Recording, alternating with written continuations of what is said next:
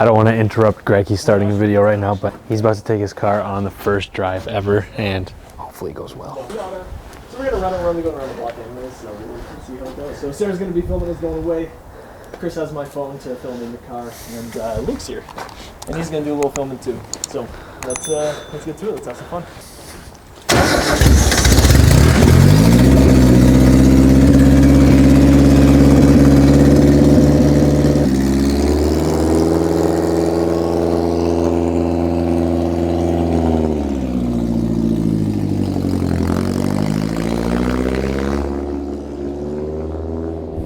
So basically, we already knew that it ran, we already knew that he could drive it, but he's having slight overheating issues, so we're just trying to get the car moving, see if we can, I don't know, get rid of the air pocket that we think is in there, or I don't know. He's just going for a drive because it's the first time ever, so I'm excited for him, and we'll see what happens when he gets back. By the way, that car is a 80s MG that he Miata swapped.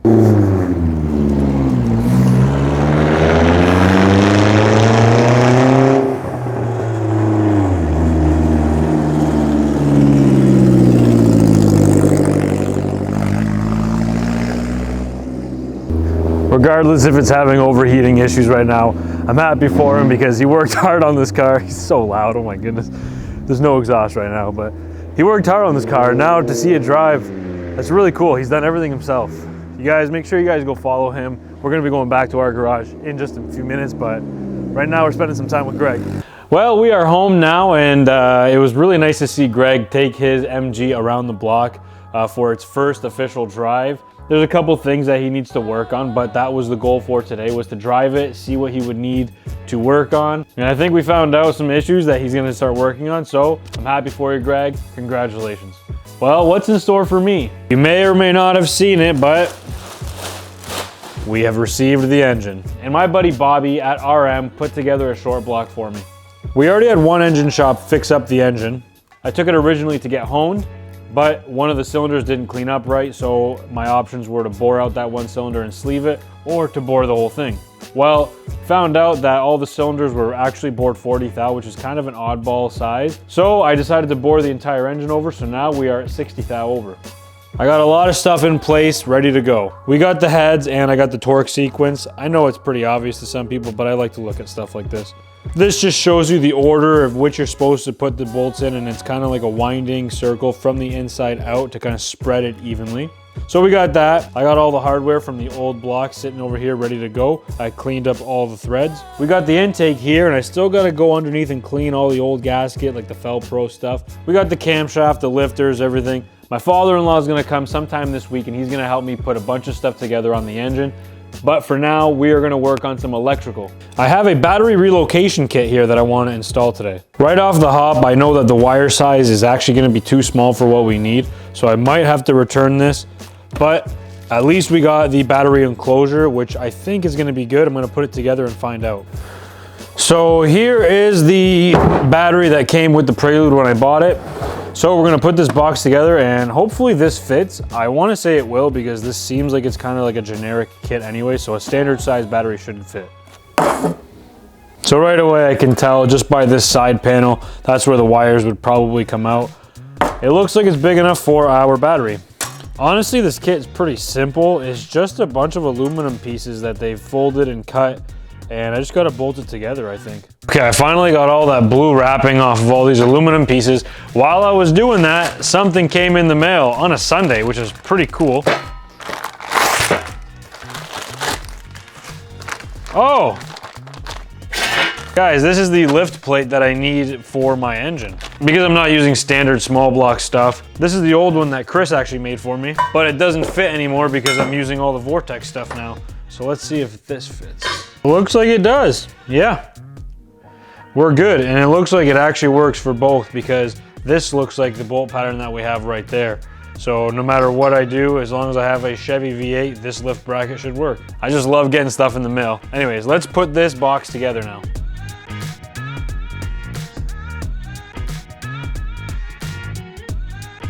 Hey buddy, how you doing? You having a good time out there? Oh, don't hit the camera. Okay, you can hit the camera. We have a special guest today, Monty himself. Monty, bye-bye.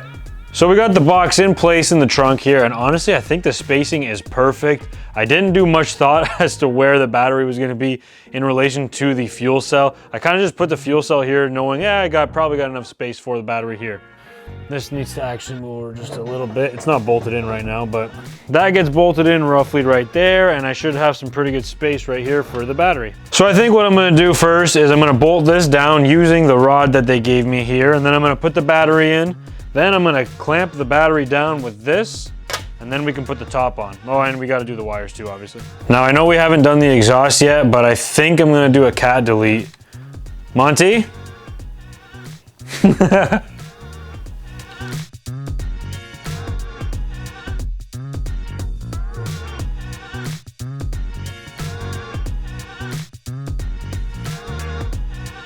I don't know what I'm gonna do with this handle. Maybe I'm just gonna clamp on top of the handle.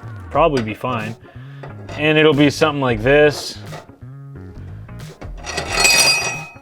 Clamp that down. The lid will go on top, and then we can run our wires. All right, well, I did most of the work off camera just because I wanted to get it done, but the box is all bolted up and now the battery's in there, it's bolted down.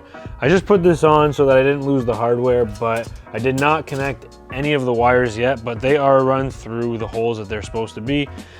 This ground is just gonna get bolted somewhere to the car back here. That's why they gave you a little short one. And then the positive is gonna go all the way through. I already ran it through the car along here. Obviously it's just laying there, I'm not done. And here it is right here. I still don't know exactly how I'm gonna wire my car. I wanna kind of draw out the diagram first because I might take that wire and go to a relay first so that I have like a main kill switch. Just because if I'm running a race car and I'm having all these different electrical components and one day one of them screws up, I don't want no like draw overnight or over a few days where I just get in the car and the battery is dead. So I like to have I like the idea of having a kill switch that I can shut everything off. So long story short, I still want to map out the diagrams and all the circuits that I'm going to be doing for this car, so I'm not going to terminate anything just yet. We will be working on the engine this week. The plan is oil pump and head gaskets and heads.